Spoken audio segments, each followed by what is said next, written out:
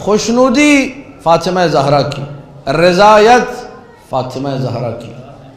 یا فاطمہ ان اللہ یغضب لغضبک، فاطمہ اللہ تمہارے غضبناک ہونے سے غضبناک ہوتا ہے۔ کسی بھی اور کے غضبناک ہونے سے اللہ غضبناک نہیں ہوتا۔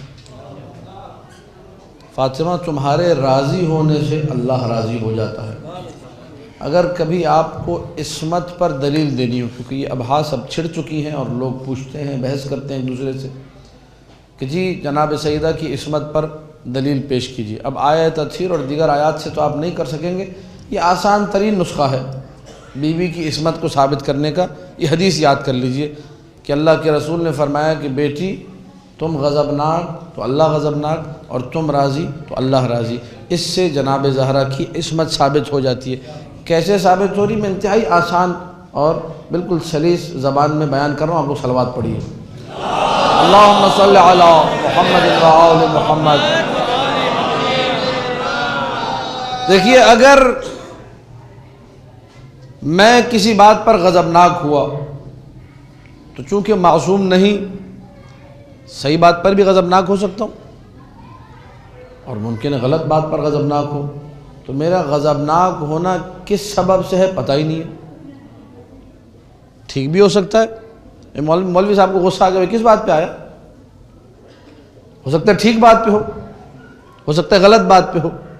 اگر غلط بات پہ غصہ ہوئے ہیں، غصہ نہیں آنا چاہیے تھا تو ان کا غصہ جائز نہیں ہے، اور اگر ٹھیک بات پہ غصہ ہوئے تو غصہ جائز ہو گیا۔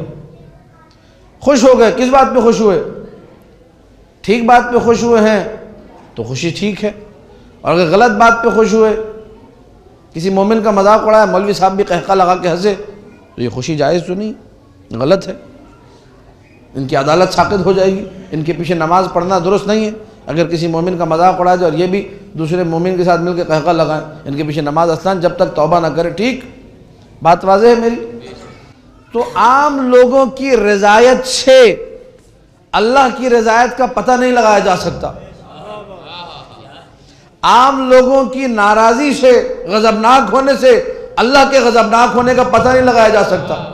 لیکن جب رسول نے یہ کہا کہ بیٹی جب تم غضبناک ہوتی ہو تو اللہ غضبناک ہوتا ہے، اس کا مطلب عالمہ کون و مکان فاطمہ زہرا کو علم ہے کہ اللہ کی پسند کیا ہے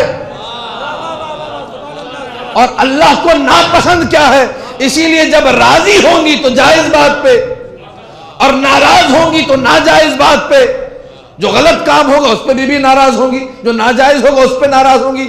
اسی لیے بی بی کی رضا بھی اور ناراضگی بھی عین عصمت ہے، یعنی بی بی راضی ہونے میں بھی معصوم ہے، اسی لیے اللہ راضی ہو رہا ہے، اور ناراض ہونے میں بھی معصوم ہے، اسی لیے اللہ ناراض ہو رہا ہے۔ اگر نعوذ باللہ غلط ہوتی ہے رضایت اور ناراضگی تو کبھی بھی اللہ راضی نہ ہوتا۔ یہ بی بی کے راضی ہونے سے اللہ کا راضی ہونا بتا رہا ہے کہ زہرا معصومہ ہے۔ اگر راضی ہوئی تو صحیح راضی ہوئی، اگر ناراض بھی ہوئی تو صحیح ناراض ہوئی۔ اب وہ لوگ جو یہ کہتے پھر رہے ہیں، یہ سوشل میڈیا ہے، آپ کو یوٹیوب، یہ فیس بک پہ دیکھیے، نعوذ باللہ خاکم بدہن والی بات ہے، نقل کفر نہ باشد کے لبس میں نے دیکھے کہ نعوذ باللہ، پھر میں کہہ رہا ہوں نقل کفر نہ باشد، کہ جب بی بی دربار میں گئی تھی تو بی بی کو مسئلہ نہیں آتا تھا، یہ انہوں نے کہا، تو خلیفہ اول نے سکھایا تو ان کو مسئلہ سمجھ میں آ گیا، پھر وہ چپ چاپ گھر چلی گئی۔ اس سے زیادہ کھلا اور سفید جھوٹ آپ کو تاریخ میں کہیں نہیں ملے گا۔ اتنا بڑا جھوٹ بوانگ دہل، لاکھوں لوگوں کے سامنے، لاکھوں مسودات کے سامنے، لاکھوں کتب کے سامنے